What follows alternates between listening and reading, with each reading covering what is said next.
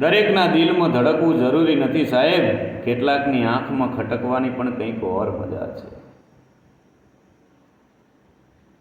ઘણીવાર હું તમે કદાચ કોઈની સાથે લાગણીના સંબંધથી બંધાયા હોઈએ, એ કોઈને તમે સાચો મિત્ર માનતા હોય, કોઈને ભાઈ માનતા હોય, કે કોઈ પછી પ્રેમિકા હોય, કે પછી કોઈ ધર્મની બહેન માનતા હો, અને આ સંબંધ જ્યારે એક નાનકડી વાતમાં સાહેબ તૂટે છે ને, ત્યારે સંબંધ નથી તૂટતો પણ દિલ તૂટે છે.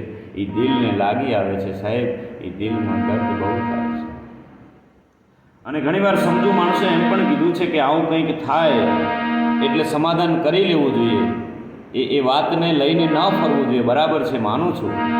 माना कि किसी से बहुत देर तक नाराज नहीं रहना चाहिए, मगर सामने वाले को अगर हमारी ज़रूरत ना हो तो फिर ज़बरदस्ती संबंध रखने का कोई मतलब नहीं है. અને જવાબ તો આપી દઉં એમની દરેક વાતનો હમણાં, પણ મારા સંબંધનું મહત્ત્વ જે ના સમજી શક્યા ને, એ મારા શબ્દોને શું સમજવાના હતા સાહેબ. અને એટલે કેવું છે કે નમતો હતો, નમું છું અને નમીશ એ સંબંધ સાચવવા, બાકી લાચાર તો ત્યારે પણ નહોતો ને આજે પણ નથી.